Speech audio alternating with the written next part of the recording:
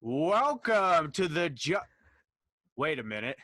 There is no Justin tonight because instead of the Justin and Joe Wrestling Spectacular Show tonight, it's the Parris Brothers Wrestling Spectacular Show. My brother Benjamin Parris is going to fill in tonight for Justin. Justin's doing some Mother's Day stuff here on our Sunday evening.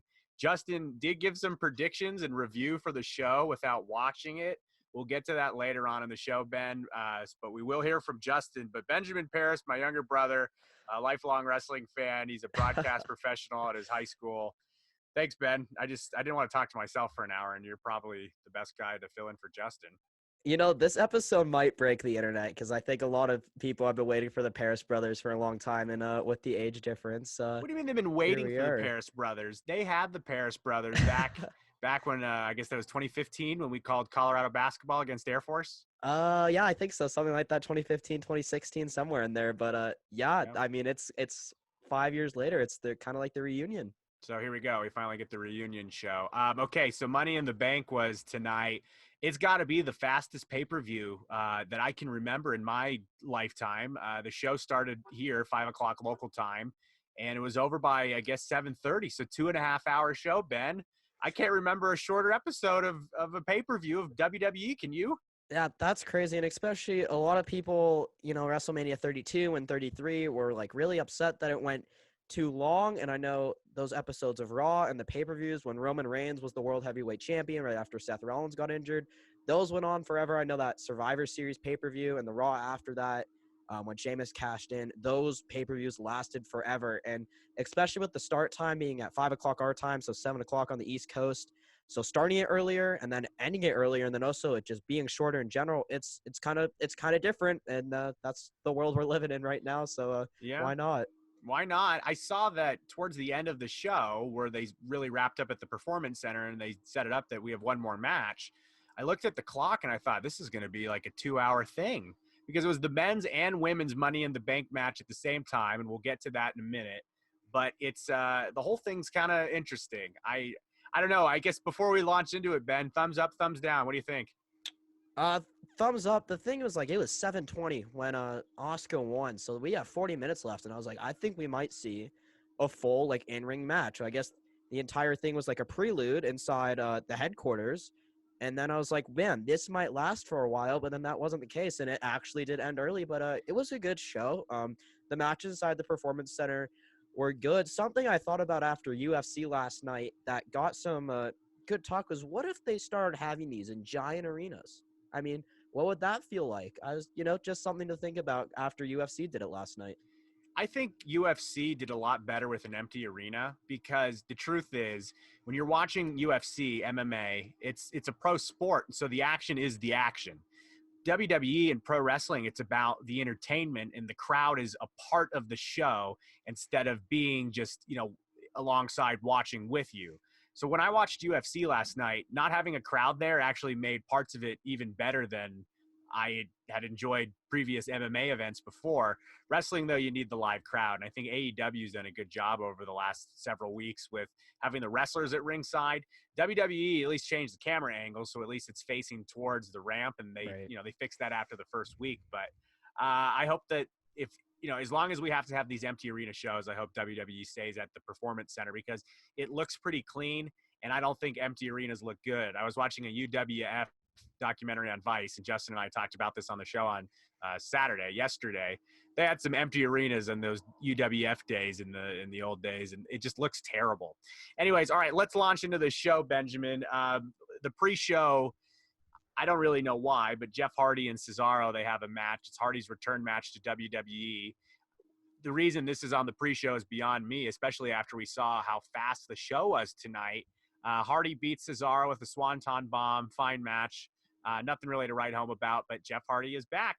Cesaro still doing the job.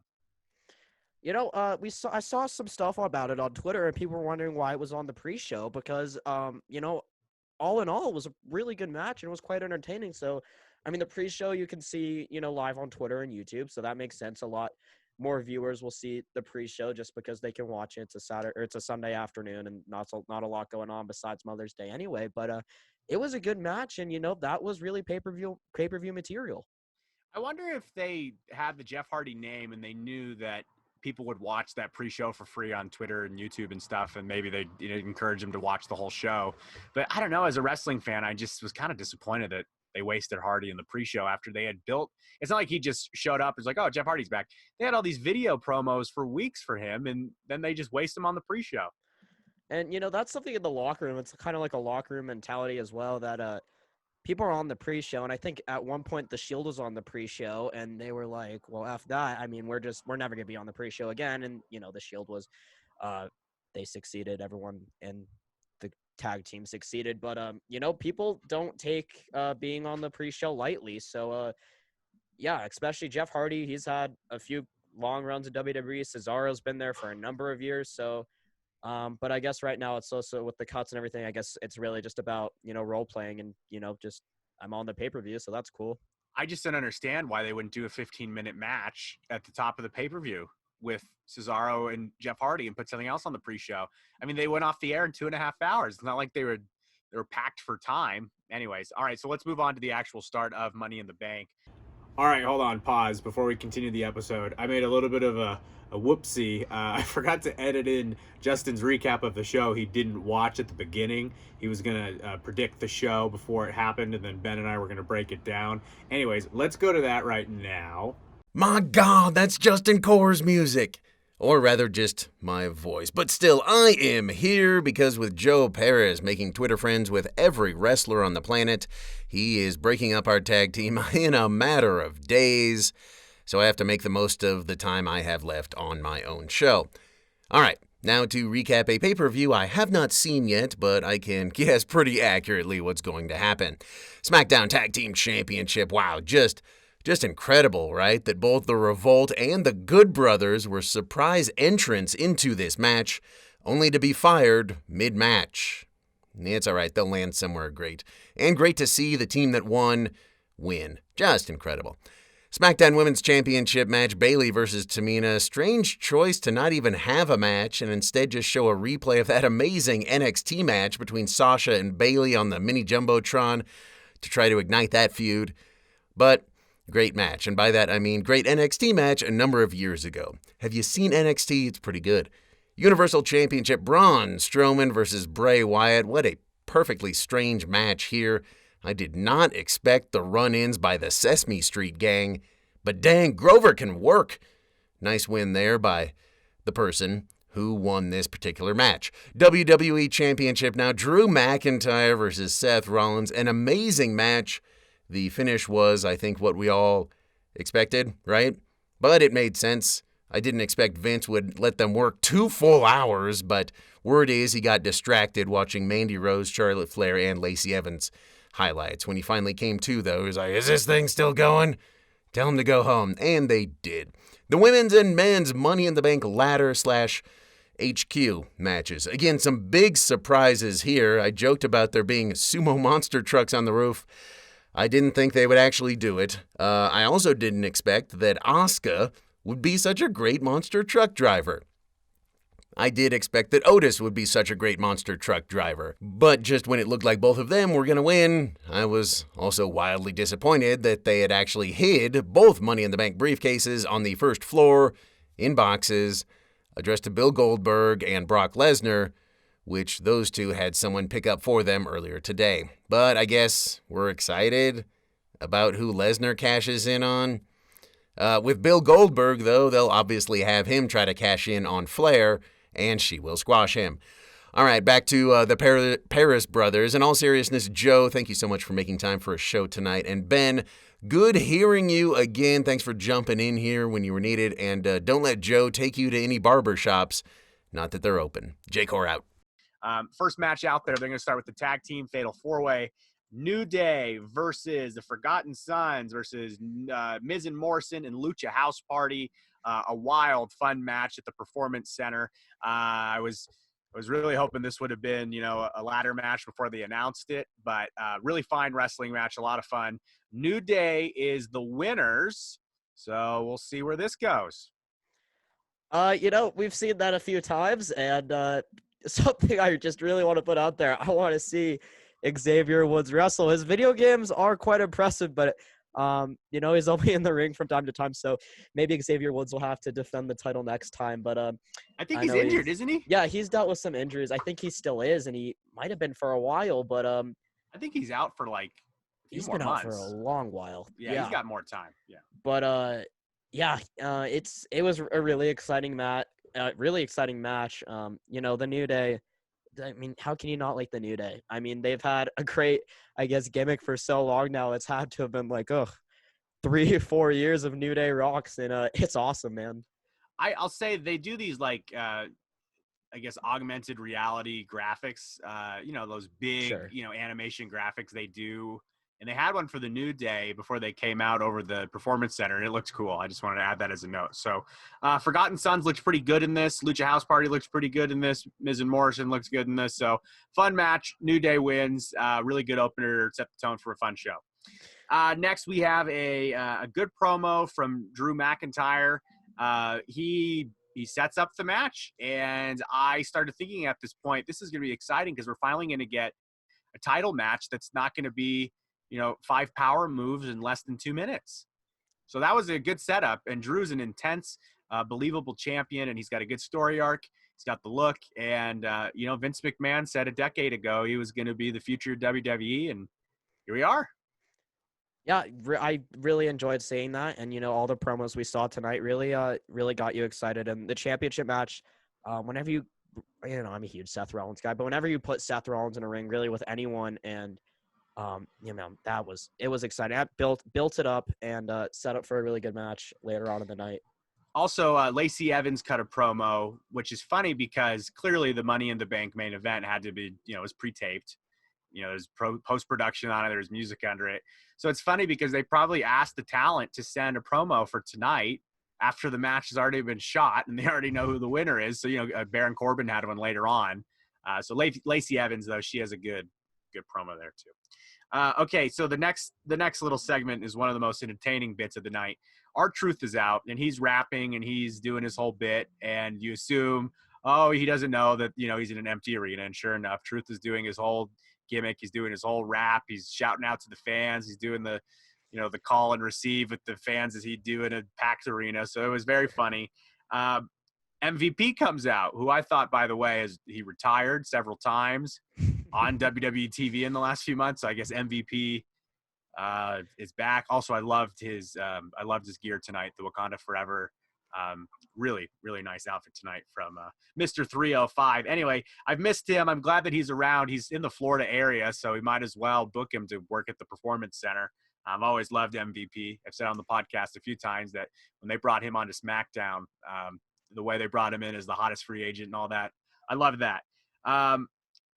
So, MVP is going back and forth. Looks like they may have a match. All of a sudden, Bobby Lashley's out and no Lana. So maybe Lana's gone. We know that Rusev is fired from WWE. Maybe Lana's next. So we get some, back and forth. Truth is hilarious. Then I had another thought. I don't know why you don't have MVP be Bobby Lashley's manager. Seems like the perfect manager for him.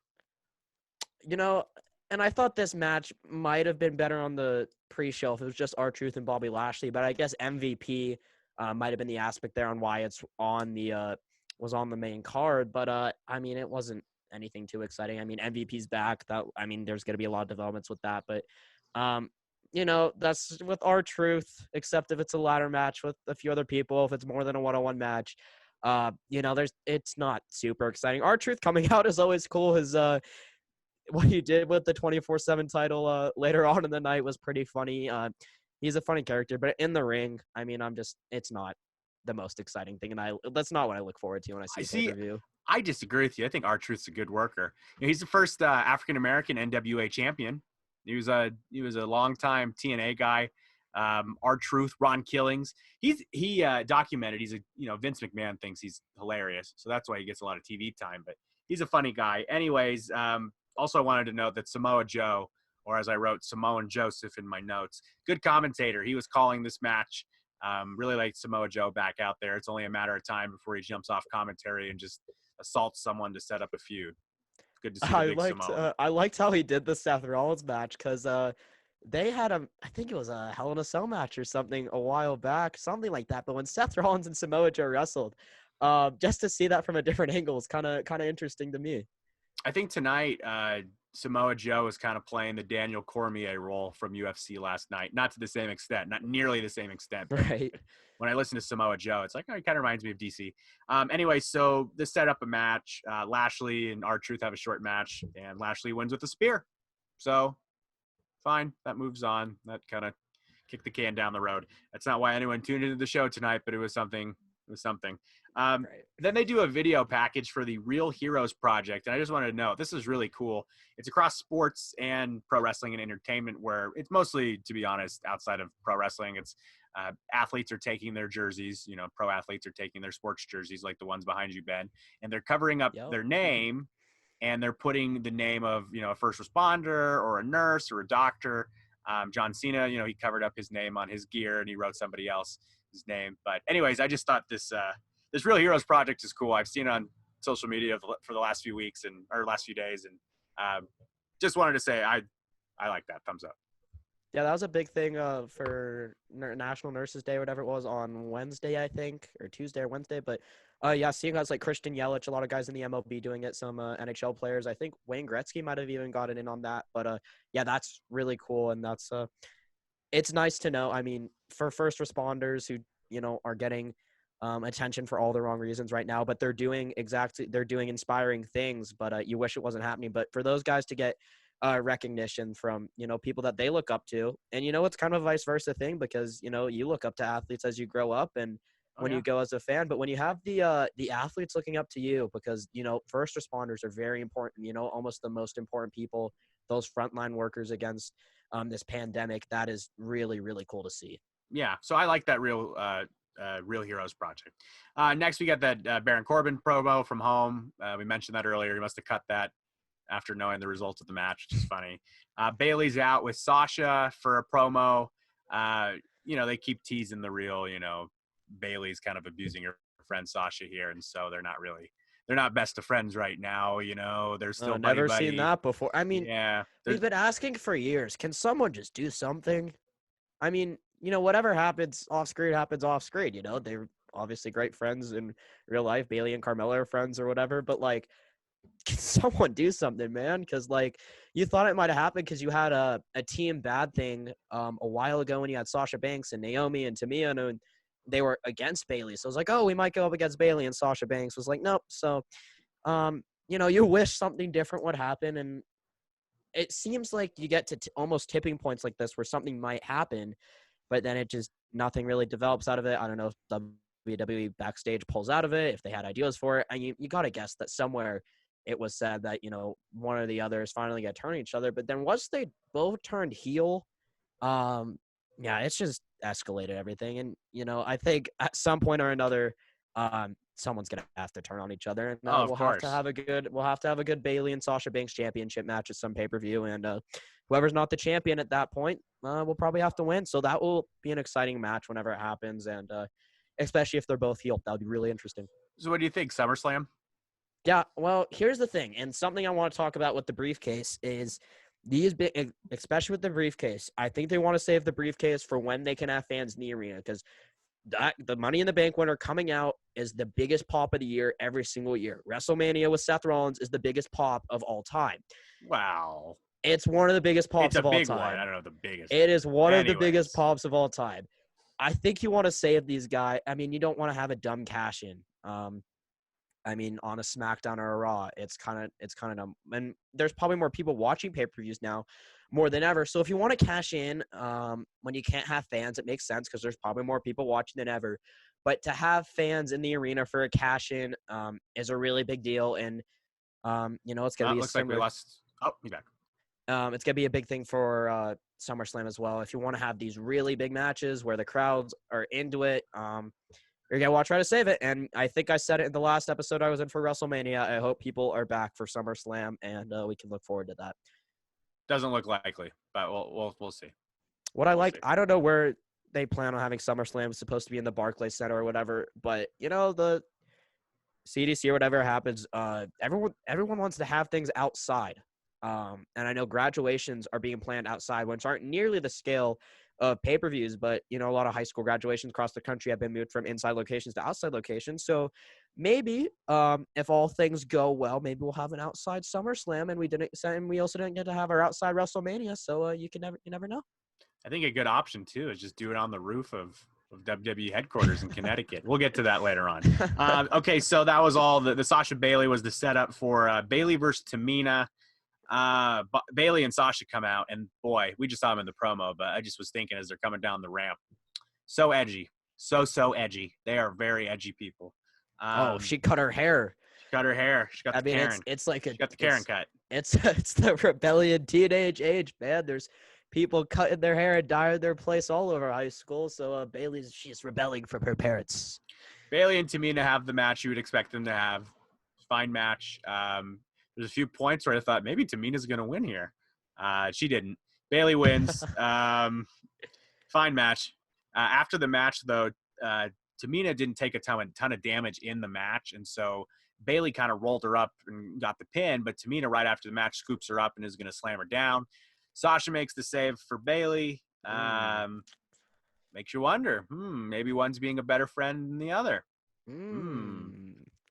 Alrighty, so Bailey retains the championship. She has been women's champion for a long time, it seems like. Next, we got Seth Rollins with his promo. I feel like it's the same promo every time, Ben. The Monday Night Messiah ones. There's not a lot of variation here, and I don't know. There's not a lot of detail. Not a lot of detail. Not a lot of variation here, but you know, he got the promo across, and we'll see him in a little bit. Next, we get the Firefly Funhouse. We have Bray Wyatt sitting in the Funhouse, and he's ready to go. He calls Braun Strowman the Black Sheep, and they have the throwback, of course, setting up that the two were in the Wyatt family together. Bray Wyatt in storyline gave Braun his big break, and he That's showed like him the way. 2017, right? It's a few years ago, yeah. I mean, we went to Hawaii one year and we're watching Raw, and it was the afternoon because of the time there. But I distinctly remember that. You know, you have Bray Wyatt in the fedora sitting in his rocking chair, and you have Braun Strowman always standing behind him. But yeah, very interesting once the Wyatt family broke up, and yeah, you don't really see the other guys anymore. You definitely don't, because Eric Rowan's disappeared. Luke Harper's now Brody Lee on AEW, so right. No, you really don't see them on WWE television anymore. That is true, though. Even when the Parris family is on vacation, Joe and Ben, they're going to find the nearest USA network to watch Raw. Absolutely. Yeah, that was 2015. That must have been 2015 or 2016, Ben. Yeah, anyways, sounds about right. We can talk about our family trips later. So, by the way, the Firefly Funhouse song that Bray came out to tonight, I was doing some research online. I found a link. It's a real children's song that WWE licensed us to use. I'm sure whoever wrote the song didn't think that it would be used in a pro wrestling angle with a demonic, Mr. Rogers character, but that is a real song. They probably have bank. No, they probably made a lot of money on They royalties. were not expecting that one to come. Money in the bank there, Ben. What do you think? Oh, cashing in just like Dana Brooke. Got him. Okay, so we got the Universal title match. Bray Wyatt, so not The Fiend. So Bray Wyatt, Mr. Rogers with the whole thing, versus Braun Strowman. So Bray's great. He is talking to Braun before the match and at the beginning of the match. He's like the Joker. He's laughing to himself. He's Mr. Rogers. Bray Wyatt may be, one of the most talented guys they've have in there character-wise. He is just fun to watch. Absolutely, yeah. The pig is there at ringside. So Strowman and Wyatt, they start the match. They have some good back and forth action. It feels good. It looks like, okay, this is going to be the feeling of the match. You kind of get the idea of where this is going to go. And then they go to the outside. There's a spot over the commentary table. There's a crash and burn. And sure enough, the pig, he pops up. And later on, we get all the puppets from the fun house. I also love the Strowman Express bit, by the way, where someone is standing on the outside and he just runs into him. Didn't work out tonight. That was the spot actually where Bray got out of the way and Strowman crashed through the table. But I love the Strowman Express. In terms of his signature move, that's a good one. No, yeah, that's there's always a few like small things in matches like that are almost like staples. That's stuff that you really love to see. And, it's something similar to like, there's something that you love about like someone's entrance for AJ Styles, like when he comes on with his hoods and then the music drops and does that. There's moments like that where it's like, yes, like I love to see that. And definitely the Strowman Express has to be one of those. I love that. He's just running in circles. I like when he does like multiple rounds too. And he used to be better with a live audience, but he would just be running in circles for like a few minutes, just knocking guys out. All right. So he's a killer. So they have some back and forth. Pretty good match. Pretty, what you would expect between these guys. All of a sudden, there's a spot at ringside where Strowman's down and Bray's in the ring. And all of a sudden you see Strowman rise up. He's wearing the black sheep mask. And at this point, I'm already assuming this is going to be a gotcha, but right. Braun comes into the ring and Bray and him are face to face, both on their knees. Braun drops down to his level and they're like going to embrace, and all the puppets pop up at ringside. Abby the Witch is there, of course. You got the Ramblin' Rabbit, you got the Buzzard. Everyone's so excited. Well, of course it is a gotcha. Strowman hits a power slam. He pins Wyatt, and that's the end of the match. 1, 2, 3. Bray loses. Braun still the Universal Champion. My question for you, Ben, is this a setup for The Fiend versus Braun Strowman? Yeah, and I think that's something that was seen with Finn Balor a little bit, is when you have regular Finn Balor and then you have the Demon. It's quite possible, and I think it'd be interesting. In the last time we saw the Fiend on pay-per-view at WrestleMania, we had the Firefly Funhouse match, and anything can happen. So it would be interesting to see those two again, and I wouldn't be surprised if we saw Bray Wyatt in another championship match with Braun Strowman quite soon. I wouldn't be surprised if we got another Firefly Funhouse match with Braun and Bray this time. I don't know if it'll be to the extent of the one we got with Cena, but that was so cool though. That was good. And Justin and I talked about this on the show a few weeks ago. It aged well too. I've rewatched it a month later. It's something. It wasn't the best thing on Mania, but it was fun. Okay, so Braun wins. Next, we get another hacker video. Ben, who do you think the hacker is? I think it's Ali. Yeah, I'd have to agree with you. I don't. Yeah, I think that's really all it can be. That just makes sense. Because he's got the light logo on the monitors. By the way, he's really upgraded, and he's becoming a better hacker because he has more monitors now. That's in the hacking world. The more monitors, the better. I got a second monitor in here to edit video on. And so he must be a hacker. The productivity rate, just soars through the roof. We're putting out episodes a day. It's crazy, guys. I wonder if if they're stuck in quarantine, and that's kind of where this started, because every time they're in the same room, they're watching wrestling. Yeah. Yeah. Are they somewhere in the are they somewhere in Titan Towers in Connecticut? They also have a feed for every single WWE television thing. That guy was watching a lot of stuff. Hope you got a free network subscription. Man cave? Can I come watch the next pay-per-view with the hacker? I think it's Ali. Does the hacker was the hacker self-quarantining? Well, yeah, I didn't see anyone else. Well, who is filming? I guess he could film himself. He is a hacker. He might be in quarantine. Maybe he's in quarantine. He kind of turned to the dark side. All right. Well, we're going to have to explore this. And by we, I mean just we, because it looks, I don't know. This is being drawn out for a long time. I hope we get a reveal. I hope this isn't like the Raw general manager where after weeks and weeks and weeks, there was never a reveal, or it was Hornswoggle. That happened with La Luchadora, or whatever her name was, with Mickie James. And it was like, well, that sucked. Oh, well, everyone knew La Luchadora was Becky Lynch. It was you had the Mickie James and you had the Alexa. It was, it wasn't exciting. So it was fine.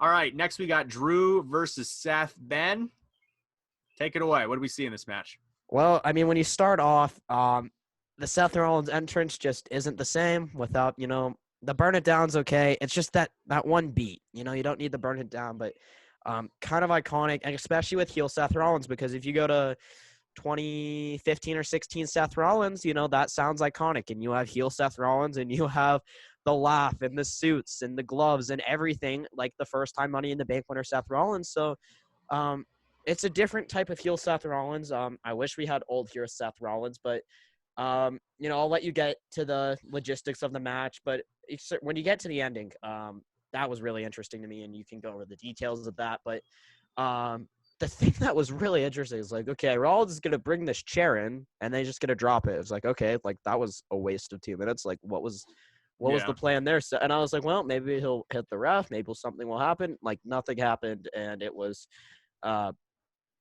quite underenthusiastic. So before we get into the action of the match, to me this was the match of the night, and this might have Absolutely. been the best wrestling match outside of the Boneyard deal from WrestleMania that we've seen from WWE since all of this started. Another thought I had, by the way, to set up this match, of course, there's a video package, and I see all these people in the stands, and they keep showing crowd shots from events from months ago, and all I can think to myself, Ben, is these people have no idea. They had no idea what was coming. They're just enjoying their wrestling show. They didn't even know.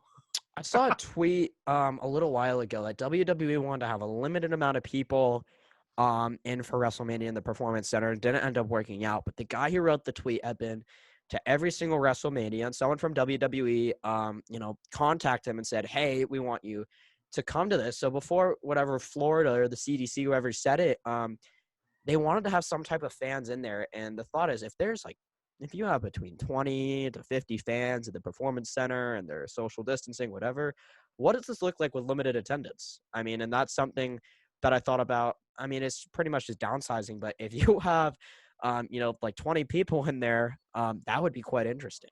Well, I think they should just go with what AEW is doing. Just put the guys that are already around each other at ringside. I think on Dynamite every Wednesday, that's the best atmosphere right now for the empty arena shows.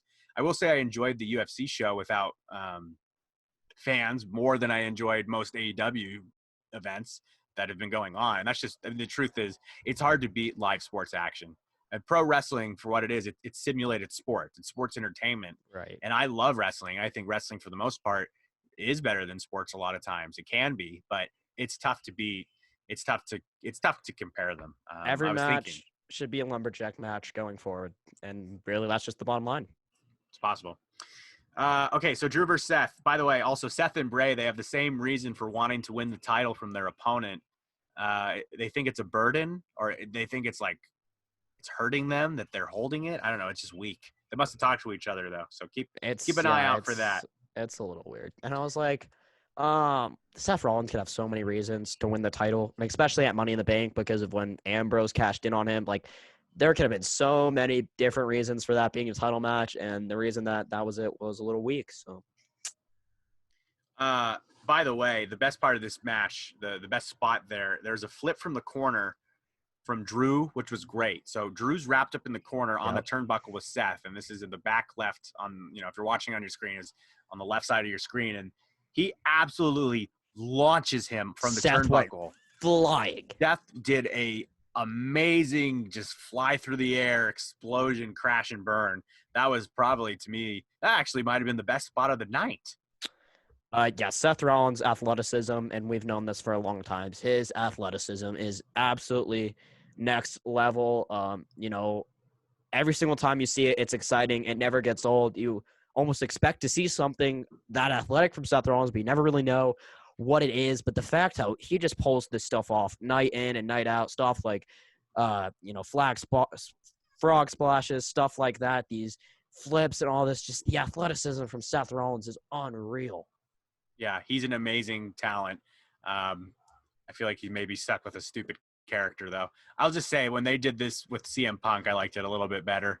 Seth is just starting to annoy me. It's the same thing every week. But Punk, I don't know. It's hard to compare. Anyways, so by the way, Rollins hits all his moves, by the way, on McIntyre, and McIntyre just powers out, kicks out like angrily out of the stomp, out of the mule kick to the face. So they made Seth look good, but Drew gets the win. He does the Claymore, and Seth, he kicks him into oblivion, is what I have in my notes for the win. After the match, though, after some encouragement, Rollins and McIntyre shake hands. Rollins, though, looks like he regrets it as Drew goes to the back. What do you think? Is this the end of the feud?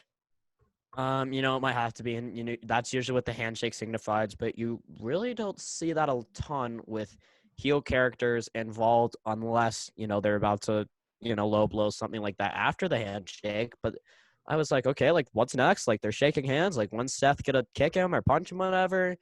And then, like, that was the end. And I was like, well, maybe that really is the end. But then what does that mean for Seth Rollins? Because, wasn't expecting that. And something about this Seth Rollins, heel characters that we've seen him heel in the past, and I think that we have some expectations up there that just aren't the same. So it's a little interesting, and I don't think I was totally expecting it to play out the way it did with the handshake.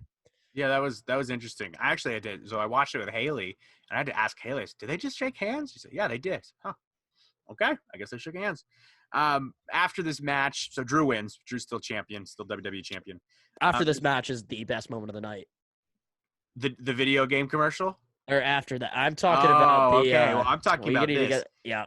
So Justin and I talked about how they canceled the WWE 2K20 video game because It makes of the sense, pandemic. by the way. Which makes sense. That's fine. It's the same game every year anyway. It is. It really is. And there's a lot of bugs and issues with it every year. And like the match mode, the match modes, just they haven't changed. And people have called out for them to change, and they really just haven't. And it's something a lot that happens with EA Sports where people cry out. They go, "Well, we're gonna add stuff to the game, not we not." But the fact that it's coming from 2K that makes such great games like NBA, you really just want them to try a little harder on the WWE games. And something that I didn't with their matchmaking for online gameplay, and this is just something outside. I haven't played a WWE video game probably a year. Their career mode is always a lot of fun, but the matchmaking online sucks. Like I've tried to do. I remember growing up watching you on old Xbox 360, always playing elimination chamber matches. Yep. And at some point in there, you could be the ref in the game, but yeah, could? I wish. Yeah, I'll have to send you some videos of that, but some guy on YouTube did an entire year-long series of him being a WWE ref, and he made it exciting. But yeah, the game's just not the same anymore, and it's really just it makes sense right now. It's just a waste of resources to try to recreate it. It's the same. Like they don't even try with the characters; they're just putting on different clothes and adding and subtracting people. The 2K community does a better job making that game interesting with all the user-generated content.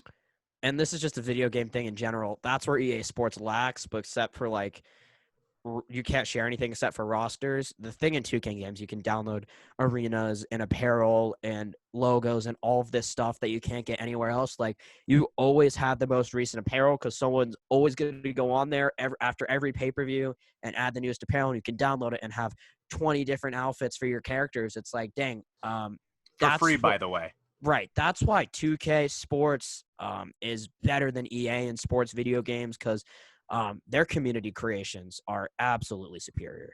I agree. I absolutely agree.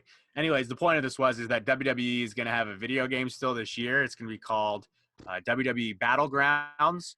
The note that I have written here, Ben, says, new WWE game looks like a felony. Your thoughts? Yeah, when I saw the characters or a little bit of gameplay, I think it might have been Charlotte Flair that came out. Becky Lynch is in that first shot, and I think you probably saw the same thing I saw. It's like, what is the character design for these? Is everyone Hornswoggle? I mean, these guys are all tiny, kind of chubby, and I was like, is this an arcade game? I mean, it just doesn't make sense, man. I mean, they've done this before too. They've tried a brawler type deal video game. It's never good.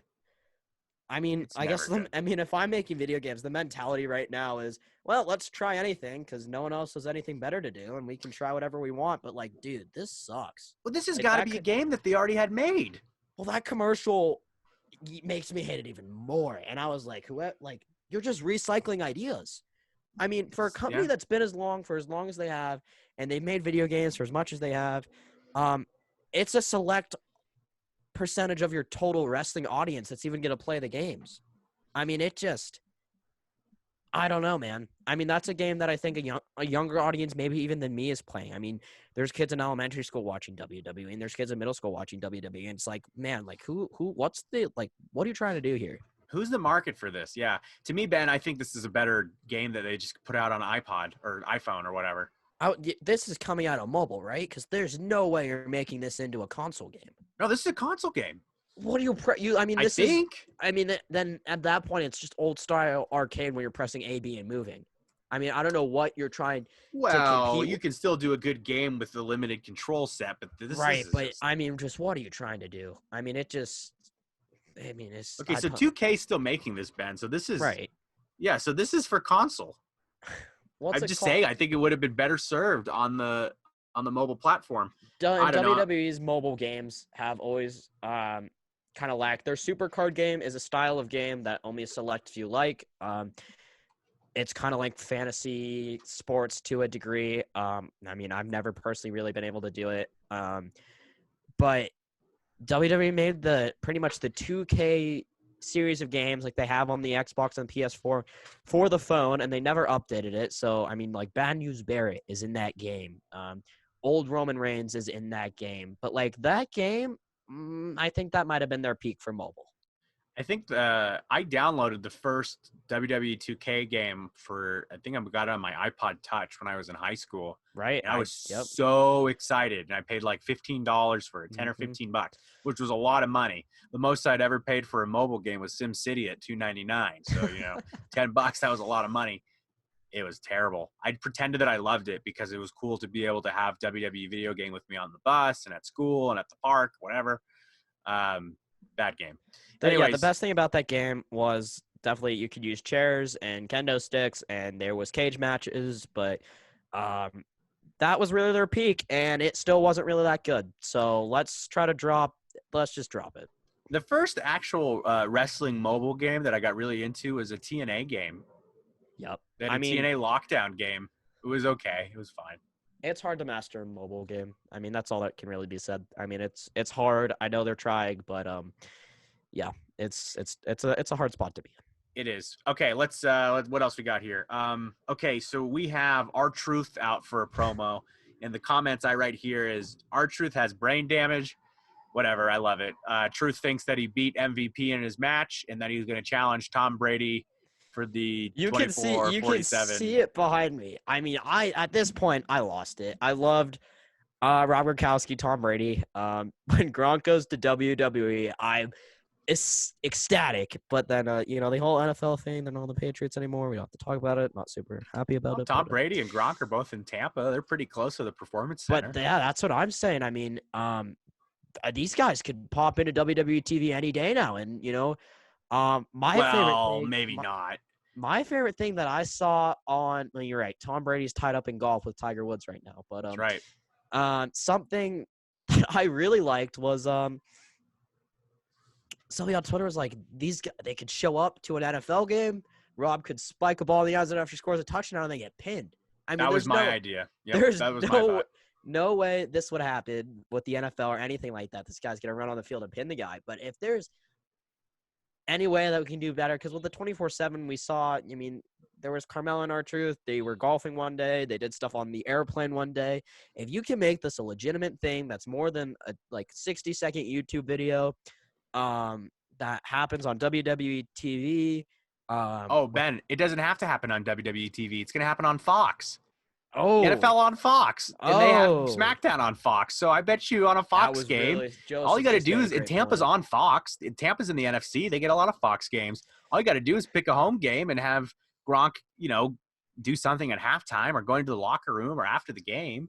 Anything could happen. I mean, this might be the thing to watch going forward. If you're not excited for anything else or any feuds in WWE right now, and you're a sports fan elsewhere, Rob Gronkowski is the thing to watch right now because he is the reigning champion. The only thing is you have to defend your title once every 60 days or 30 days. So there's pandemic rules. They're gonna. That's gonna be. By the way, a little interesting. R-Truth has got some. He's got some good experience with wrestling with NFL athletes. He was tag team champions in TNA with Pac-Man Jones, Adam Pac-Man Jones. Oh. Yeah, I mean, it's going to be fun to see this play out. Collaborations are something awesome when you bring in, I'm a big SNL guy. So, when you see Colin Jost at WrestleMania, a few WrestleManias back, get squashed by Braun Strowman. What about Michael Che? He was there too. Michael Che and Colin Jost. I mean, just these collaborations are so awesome, especially right now in the time of the pandemic. Just seeing this stuff is an absolute blast. Final thing on this show, again, a 2.5-hour show, one of the shortest pay-per-views. I mean, it's probably the shortest WWE pay-per-view I've ever seen. I got to go look, and I'll note this on the next podcast. We can go over the shortest pay-per-views in WWE history, but even WWE Roadblock seemed like it was probably longer than that. Yeah, that's what I was going to talk about. That's the pay-per-view with Triple H and Dean Ambrose for the title. Good match, too. That was really well. You know what sucked about having a March pay-per-view is like, okay, you're not gonna change hands on the title, the main title, right before WrestleMania. But that was such a cool match. I mean, and especially what happened at the Royal Rumble, because I think they were the last two that year. That was a really cool match. And the Real Block atmosphere was cool because it was like a house show pretty much on TV because the lights were dark. It was a small arena. They had instead of the regular padding around the outside of the ring, they had the actual fences that they use for the in-house shows. So bringing that back might be cool one of these days. But that feel was really cool. But yeah, even that might have been longer. Yeah, we'll have to look. Justin and I will go over this next week. Okay, so Money in the Bank matches, the men's and women's at the same time. The goal of the match is to go from the bottom floor of WWE corporate headquarters in Connecticut. On the top of the building, there's a ring set up, and there's 2 briefcases hanging up. I've got a series of notes here, Ben. I can just run through. Run through them, and I'll react to them. All right. So this could take a while, so I won't go through all of them. First of all, the first thing I write is Otis is the best. Just remember that for later. I had Aleister Black as my pick to win this. We never really got a I guess a final word of what happened. We'll get to that in a minute. What are we supposed to assume with that? That was kind of weird. I don't know. We'll get to that in a minute. We'll get to that in a minute. First of all, this was 100% not live, which was a good thing. You could tell right off the bat, they weren't even going to pretend this was live. This is a pre-produced deal. Mm-hmm. Not a bad idea. Starts off back and forth. Asuka, she runs into the elevator, and that's how it kind of gets going for the women. Meanwhile, the men start off in the gym. AJ Styles gets trapped underneath the weight.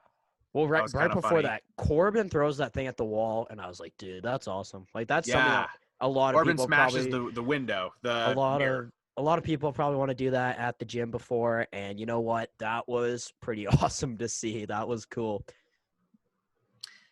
Later on, Rey Mysterio sees Bruce Pritchard in the bathroom, so that was a nice little great occurrence. Cameos in there. Yeah, I don't know why they needed Bruce Pritchard in character there. That's fine. I don't have a problem with it. It was just that's fine. I also was thinking as this match was going on, this is going to create some pretty wacky WWE like fun facts or stats or trivia one day. Oh yeah, because I remember when there was a big 4th of July food fight at some point. They did like top food fights, and I was like, well, this is gonna be talked about as a food fight one day. At some point with the Firefly Funhouse and this, and there's probably more to come, we're gonna be able to make a video that's, the top 10 matches not in the ring. And we've had, I guess, 4 of them if you count the last man standing match from WrestleMania, because you have the Graveyard match and you have the Firefly Funhouse. We had tonight. You've had 4 matches in the last month not in a ring, and you know what? You love to see it. You love to see it. Is that your I feel like that's your catchphrase. That should be you love to see it. Absolutely. You go to benjaminparis.shop.com. One of my favorite parts of the night was Daniel Bryan hitting his yes kicks as Otis is yesing for him. I was and then dying. He says no. So, and then when Otis gets kicked, he starts yelling no. And I was like, that's so cool because for that's super relatable to the fans. So for Otis to kind of act as a spectator there, that was really cool. Yeah. What do you think about AJ? I was thinking they could just have Otis stand at ringside. He'd be a good atmosphere. You could. Well, now we might see him ringside more with the briefcase. Well, there you go. Otis won. What do you think about the AJ Styles spot with The Undertaker? Okay, so before we get to the end of the match, which Benjamin jumped to, you get a spot where AJ's walking down a hallway, goes into a room. There's a casket in there and some mood lighting. You assume maybe The Undertaker's there. He's not. Otis locks him in the room. We see AJ later on, by the way. And then Carmella does a similar thing, too, with a picture of herself. Yeah, so Carmella hits Dana Brooke over the head with the picture of herself. This is minutes after, by the way, that Dana Brooke found a briefcase in the conference room and thinks he won the money. And she thinks she won Money in the Bank. And then Stephanie McMahon has a cameo to tell her that the Money in the Bank briefcase is actually on the roof. And at that point, I was thinking, I was pretty clear on the rules. Did they not tell the wrestlers? Well, that's what I was thinking, too. And I was like, well, I mean, is Dana just going to take the money and leave the building? Like, she might be completely happy with that. Maybe did she get that $100,000? That looked like a lot of cash. I was like, yeah, maybe she's just going to leave with the money and call it a night, and we'll have 5 women left battling out on the route. Something else, I was like, each guy is going to have, an individual spot. There's a lot of pictures of wrestlers, and there was one of Roman Reigns that they kind of focused on a little bit more. Someone was running away, and I was like, that's interesting. Like, maybe people will see pictures of rivals. Maybe they'll see themselves, a good match. Their entrance, kind of like admire it for a second. Something that I thought in my head that would have been really, really cool if you had Daniel Bryan and Connor from Connor's Cure. And I thought that might have been a picture that showed up. It didn't, but I really had that in my head that was going to happen. Huh. Well, okay, so you mentioned the Roman thing, and that's actually like the first mention or image of Roman Reigns on WWE television in weeks. As Justin and I talked about on our episode yesterday, Roman's been erased off WWE television recently, even in the video package with the Money in the Banks with Rollins pinning Reigns.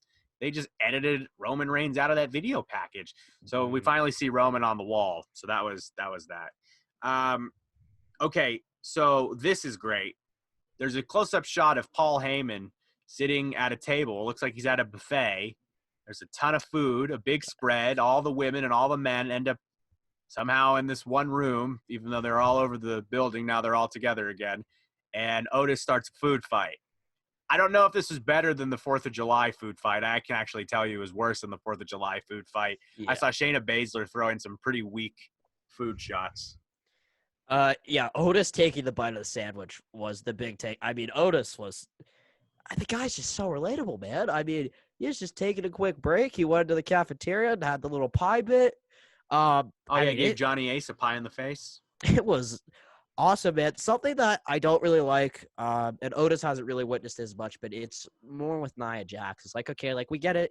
She's larger than everyone else and stronger, but we can't treat her we can't treat her like she weighs a ton. I mean, she's still a person. You can still knock her down, but that's something with the Braun Strowman thing with Sami Zayn. It's like, oh, Sami Zayn's never gonna have a chance because Braun Strowman's huge. It's like, okay, well, this is not believable. I mean, let's be accurate here with Nia Jax, but she had a little bit of a run with Otis, and it was like, well, it's the 2 biggest people in the room, and I was like, well, this is kind of funny, isn't it? I saw there's an exchange there. Daniel Bryan and Aleister Black are trading shots in the corner of the food fight, and that's a matchup I'd love to see. Any interactions you saw during this that you wish you would have gotten more of? I'm hoping they set up a feud on SmackDown of Daniel Bryan versus Aleister Black, and maybe we get Aleister Black and Gulak in there too.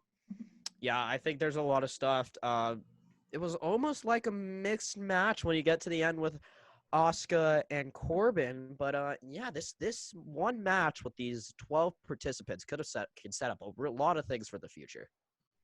Best thing there, the thing in McMahon's office. Well, I'll get to that in a second. I wanted to talk about Nia Jax murdering Carmella through a table. And then that's the point where I thought to myself, this whole thing, this is an HR nightmare. Yeah, I mean, there's been videos where they've been I think they did a video where it's like a tour of the headquarters and you had superstars everywhere fighting, kind of like a This Is ESPN commercial. And I was like, I feel like we've seen this before, but man, this is awesome. That was good. Benjamin mentioned this a second ago. Otis is in the cafeteria. He finds a bunch of pies. Johnny Ace shows up, and Otis gives him a pie right there.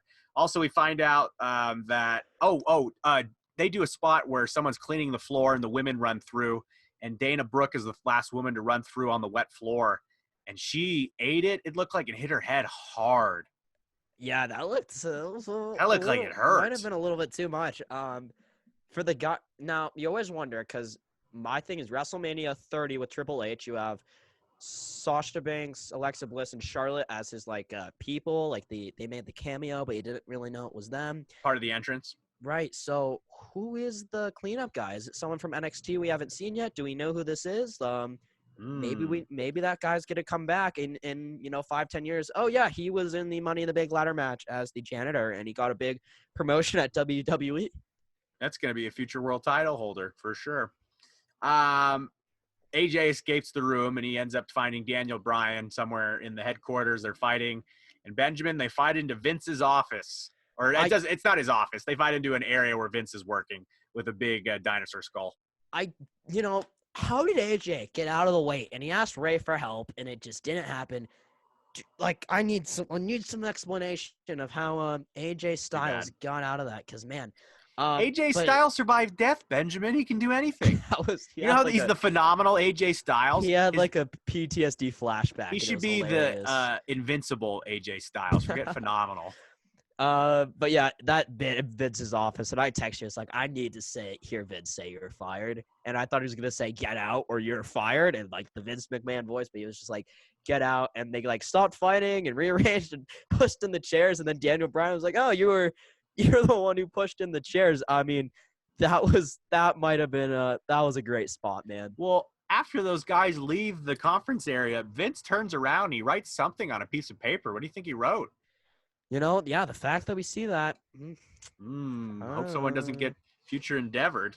That might be. I mean, there's stuff. I mean, okay, coming into this, I think there's a lot of. This couldn't have been your first night watching wrestling. You needed a few references to watch this match. But then going on, there's going to be a lot of references hopefully made from this match. So yeah, I think there's a lot of stuff you can do from it. But yeah, you might be a little confused if it was your first night watching wrestling. Finally, they go to the roof, and there's. By the way, when they get to the roof, it really stands out to me that music is under this. Did you like the music underneath it? I think it helped because we know it's not live, so I think anything to help the production value. It was nice. Maybe not the right choices of music. Too intense. I know. Depending on who was in control, so like if there's reversals and stuff like that, the type of music kind of changed from person to person. But I think it was a good addition. I think what would have been cool is once they get up there, you have an announce table, and here comes Michael Cole announcing from the roof. But yeah, I mean, it was good to have. It's better than nothing. Yeah, but how did you get Michael Cole to the roof? I guess he could just be. He could have been waiting up there. Yeah. Well, he flew from the Performance Center to Connecticut. No, but I get what you're saying. Yeah, there's something that would have been able to work. Hopefully. Or you just pretend that the Performance Center isn't in Florida, but well, details and information or facts get in the way of that one, right? Facts get in the way of a lot of things in wrestling. Facts get in the way of that one. So Asuka wins. So they finally get to the roof. There's a little bit of a back and forth, a struggle. Asuka wins. She pushes Baron Corbin off the ladder, which was cool. Like, why though? I mean, they're going for different briefcases. They're not impeding with each other. It's like, all right, that's cool, but like, what did that have to do with anything? And then Baron Corbin still ended up having a chance, but that was kind of weird. He blew it. So Asuka wins. So the men are kind of starting to show up on the rooftop. Rey Mysterio and Aleister Black appear to get thrown off the roof. I mean, so like, are they dead? Like, what happened there? You hear a thud, so I guess you're assuming that wasn't like off the side of the entire tower. Right. So like I'm not like a scientist of thuds, but the thud came relatively quickly. So I don't think they had enough time to fall down the entire building. So there might have been a lower level. But either way, you're taking a fall. I mean, Shane McMahon has made a career out of taking falls, but that was a little interesting. It's too bad that they didn't do one regular match, by the way, on top of the building, because it was pretty cool, the setup they had. Yeah, I guess I didn't realize, what the roof of the headquarters looks like. That's not really something they've shown before. That's not something I actively look up on Google or anything. But that set up a potential for some more things, because the way that they had the lighting and they had like a crane with the briefcases over the ring, if you want to do some more stuff on the roof, I don't think anybody's complaining. My only question was, how'd they get all that stuff up there? They must have done a crane from the parking lot and loaded everything up. A ring is heavy, so like yeah. And I've built wrestling rings, not by myself, but I've been part of a ring crew before. Right, sure. There's a lot of pieces. Yeah, that's a really good point, actually. And all the production stuff. My thought was they must have had some large thing they were able to put, get a crane to lift up. But I don't know. I'm sure somebody will be able to tell us.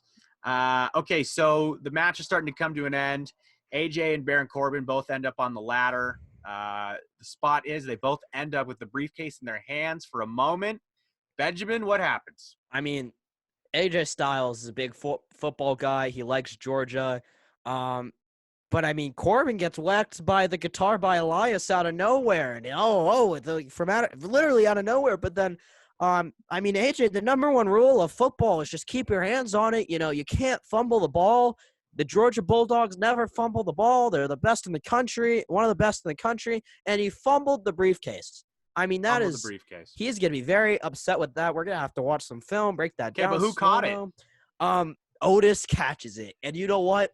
I don't think I could be happier about it because right now the Otis and Mandy angle and just Otis as a character, I mean, that is truly awesome. Except, real quick, when WWE went through their firings and everything, I think the writer of the Otis and Mandy thing actually got fired. Yeah, one of the lead writers on that is no longer employed with WWE.